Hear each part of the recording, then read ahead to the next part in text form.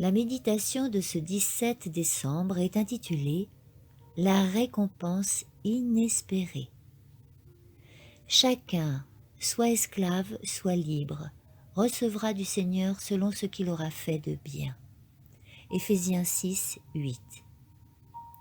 Notre travail pour Dieu ici-bas semble bien souvent stérile. Nos efforts pour faire le bien peuvent être sincères et continus, et cependant, nous n'en voyons pas nécessairement les fruits. À nos yeux, toute cette énergie peut paraître avoir été dépensée en pure perte. Mais le Sauveur nous donne l'assurance que notre travail est enregistré au ciel et que nous serons récompensés. La pauvre veuve qui jeta les 2 petites pièces dans le tronc du Seigneur ignorait ce qu'elle faisait. Son exemple d'abnégation a influencé et influence encore des milliers de cœurs dans tous les pays et à toutes les époques. Cette offrande a apporté à la trésorerie de Dieu des dons de la part du grand comme de l'humble, du riche comme du pauvre. Il a aidé à soutenir les missions, à fonder des hôpitaux, à alimenter les affamés, à vêtir ceux qui sont nus, à soigner les malades, à prêcher l'évangile aux pauvres. Des multitudes ont été bénies par l'acte d'abnégation de cette femme. Au jour du Seigneur, il lui sera permis de voir le résultat de toutes ces influences. Il en fut de même du précieux don de Marie au Sauveur.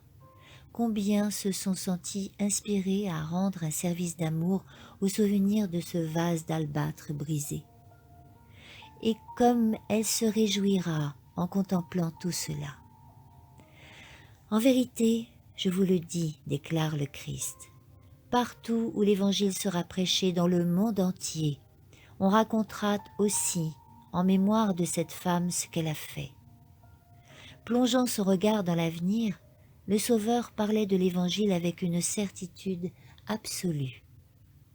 Cet Évangile devait être prêché dans le monde entier, et partout où il se propagerait, le don de Marie répandrait son parfum, et cet acte spontané serait une source de bénédiction pour beaucoup de cœurs. Des royaumes s'élèveraient et s'écrouleraient, des noms de monarques et de conquérants tomberaient dans l'oubli, mais les pages de l'histoire sainte rendraient immortel le geste de cette femme. Jusqu'à la fin des siècles, ce vase d'albâtre brisé dirait le grand amour dont Dieu a aimé une race coupable.